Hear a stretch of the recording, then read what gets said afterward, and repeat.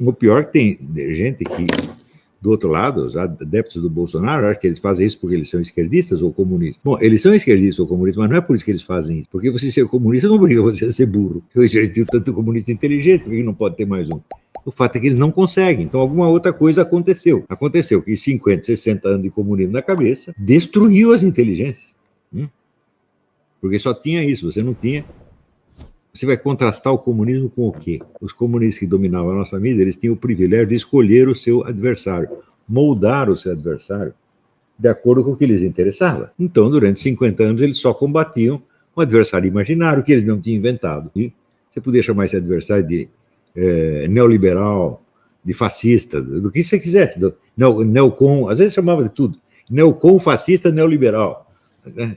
Que é uma coisa materialmente impossível, mas para eles existia esse ser composto que era o inimigo dele, o inimigo que, por não existir, era facilmente derrotado. E eles se acostumaram com isso, e até hoje fazem isso. Então, entraram numa espécie de solipsismo, né? Só discutem com a sua própria cabeça, e tudo que está fora eles ignoram, inclusive aquilo que está acontecendo a eles, né? Então, é claro que isso aí ultrapassa o campo do que nós chamaríamos paralaxe cognitiva, isso é alienação, é o último grau de alienação. O indivíduo não é capaz de dizer o que está acontecendo com ele, né? Aí ficou como aquela mulher que escreveu para a revista Cláudia, que ela estava com um problema de ejaculação precoce.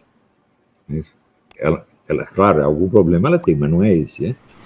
Então, ela começa a dar o nome errado e daqui a pouco ela está vendo a coisa errada. Esses caras fizeram isso. Eles estão combatendo o fascismo, combatendo o neocon, né? Combatendo o neoliberalismo. Eu escrevi um artigo na época, uma vez. Olha, isso aí que vocês chamam de neoliberalismo, que é o consenso dominante do mundo ocidental, acaba de se reunir em Berlim. Todos os governantes neoliberais do mundo. Você vai ver, eram todos esquerdistas. Era Bill Clinton, Mandela, toda gente assim, né? Escuta, mas esse é o seu pessoal, não é o nosso. Não é o pessoal da direita. Vocês estão falando mal de quem? De vocês mesmo ou do outro? Então, quando chega nesse ponto, você vê, porra, aí toda a possibilidade de diálogo racional acabou. Você tem que bater na pessoa para ver se o sujeito acorda. Acorda, desgraçado. Tá. Então, mas acontece que as pessoas que fizeram isso, elas não estão vitimando só elas. Todo mundo sofre disso. Inclusive aqueles que odeiam eles. Isso aí foi feito pelos comunistas, é verdade, foi eles que fizeram. Só que o pessoal da direita está todo contaminado. Eles não conseguem exprimir o que percebem, exceto na linguagem que aprenderam com essa gente. Então, outro dia eu vi alguém que fez um verbete da Wikipédia, botou lá paralaxe cognitiva. A paralaxe cognitiva, segundo Olavo de Carvalho, é o deslocamento entre o eixo de uma construção teórica e o eixo da percepção ou da experiência real. É, portanto, a desconexão e incoerência de teoria e prática. Eu falei, opa, não é possível. Se é uma coisa, não pode ser outra, né? Porque se eu, por um lado, eu tenho uma paralaxe cognitiva, por outro lado, eu tenho uma incoerência entre teoria e prática, a incoerência entre teoria e prática corrigiria a paralaxe cognitiva. Está entendendo? Quer dizer que eu tenho uma teoria errada, mas ao agir, eu não sigo a minha teoria, sigo uma outra coisa, então uma coisa corrige a outra. Né? Da onde que tiraram essa ideia de que paralaxe cognitiva é incoerência de teoria e prática? Porque ter incoerência de teoria e prática é um chavão. É assim, acusar o outro de incoerente, de hipócrita. Você diz uma coisa e faz outra. Então você está baixando, vamos dizer, para a discussão, acusação moralística mais idiota, um conceito filosófico que você ouviu. E isto o pessoal faz com tudo o que lê hoje. Eles transformam, tudo o que lê eles transformam em cocô. Então, não há nenhuma possibilidade de discussão. Sobretudo, não há possibilidade de discussão ideológica. Este é outro problema que eu vejo. As pessoas pegam os defeitos mentais mais escabrosos e lamentáveis e os definem em termos ideológicos, como se fosse uma distorção ideológica. Digo, mas não é isso. Né? Você está conversando com o cara, não é que ele é comunista, não é que ele é marxista, não é que ele é progressista, não é que ele é gaysista, é que ele é uma besta quadrada, gente. É que ele está abaixo do ser humano. Você não está entendendo, a coisa é muito mais grave. Você discutir com o comunista é uma coisa, sei lá, vou discutir com o George Lucas, vou discutir com o adversário ideológico, tipo do Guin, é possível discutir, né? Ou sei lá, posso discutir com o Antônio Negri, Mas discutir com o sujeito burro é impossível. Ele vai vencer sempre, porque ele não entende o que você está dizendo, pô. É por isso que os retóricos antigos, eles pegavam vários tipos de discursos e diziam que o mais difícil dos discursos, que eles chamavam genus admirabile, o gênero admirável, é o discurso que se dirige a um juiz ou uma audiência inepta. Né? Se o cara não entende o que está falando, como é que você vai convencer de qualquer coisa? Não dá. Então aí você tem que deslegitimar a situação de discurso.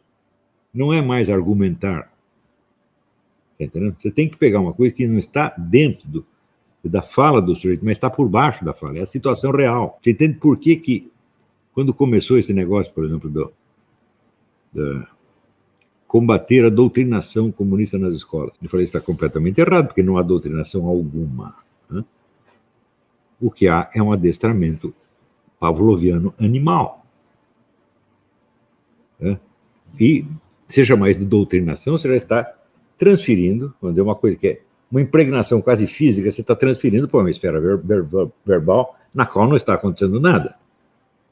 Você vai dizer que os caras ficam lá lendo Karl Marx, explicando conceitos marxistas? Claro que eles não fazem isso, meu Deus do céu. Né? O que eles fazem é assim, é transmitir uma imagem ruim de certas pessoas, viciar as pessoas, os alunos em certas atitudes. É isso que fazem. Forçar certas experiências para gerar reflexo condicionado. É isso que estão fazendo. Chamar de doutrinação já é enobrecer. Né? Então, chamar de propaganda já é melhor, mas o fato é o seguinte, o fato é que a atuação fundamental desse pessoal não é doutrinação, nem sequer propaganda, né? É simplesmente a exclusão da discussão. Isto é universal, a proibição de discutir o que está acontecendo. Então, você proíbe a tomada de consciência da própria situação que você está criando. É assim, você prende as pessoas no banheiro e proíbe dizer a palavra banheiro.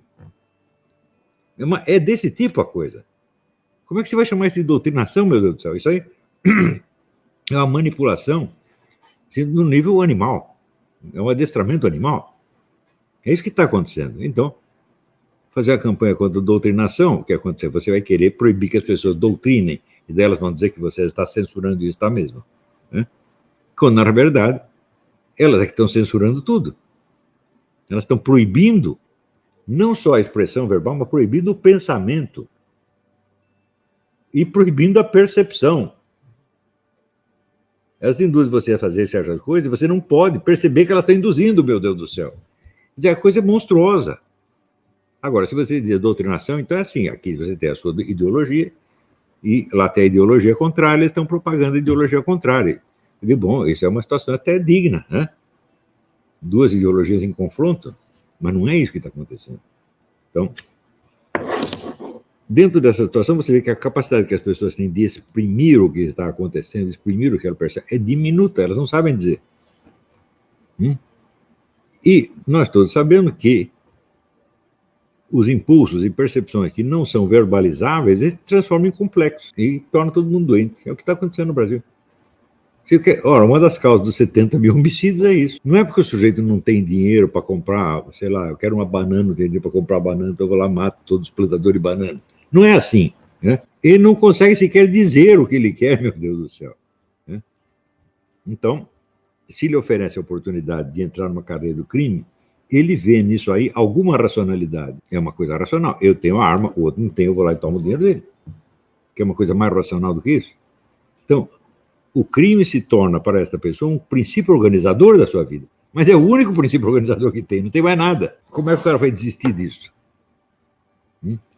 Então, só pessoas que estão habilitadas a vivenciar esta solidão intelectual estão habilitadas a dirigir intelectualmente e culturalmente um país. Só essas.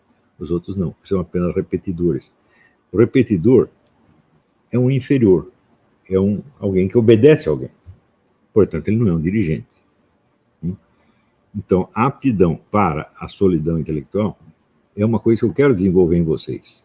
Mas é só assim que você cria uma liderança intelectual. Liderança intelectual não é feita pela mídia, porque falam de você. Se fosse assim, sei lá, o Paulo Coelho seria o líder intelectual do Brasil. Paulo Coelho, o Caetano Veloso, o Chico Buarque. Né? Então, se você pegar assim numa batalha, quem é o comandante? O comandante é o único negro que está entendendo o que está se passando. Porque os outros só veem a missão que lhes foi dada. Cada soldado, o comandante do pelotão, só vê aquele pedaço. Agora, o único que tem a visão inteira é o comandante, é o estrategista geral, é certo?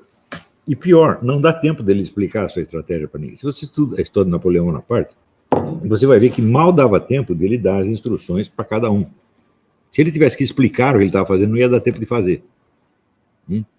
Então, este é um exemplo de testemunha solitária. Quer dizer, Napoleão Bonaparte está lá, ele está entendendo as relações entre as várias forças em combate e ele sabe o que fazer para obter vantagem da situação. Então, na vida intelectual é a mesma coisa. Só as pessoas que são realmente capazes de pensar com a sua própria cabeça, não é de ficar garganteando, eu penso com meus próprios miolos. Pensa nada, você não tem nem miolo nenhum. Pô, né? Então, o cara que fica se gabando de pensar com os próprios miolos e que acredita que pensar com o próprio miolo é divergir de um outro, se o seu pensamento é uma divergência, você já depende daquilo com qual você diverge, meu Deus do céu. Você é apenas uma sombra do outro. Né? Então, se o seu pensamento é verdadeiramente independente e autônomo, ele não se define por aquilo que ele contraria. Ele é uma outra coisa. Está transferindo o debate para uma outra esfera, tá certo? Na qual ninguém penetrou ainda. Claro que você pode começar com uma divergência ou uma crítica. Bom, esta coisa não é do jeito que ele está dizendo. Então, como é? Bom, para você descobrir como uma coisa é, não basta você inverter o que o outro disse. Você botar um não onde ele botou um sim. Você não descobriu coisa nenhuma. Embora o começo da investigação possa ser assim. Mas quando você propõe algo, afinal, esse algo não tem nada a ver com o ponto de partida. Então, uma coisa importante para você adquirir isso é você adquirir o conhecimento do pensamento do seu professor como um todo.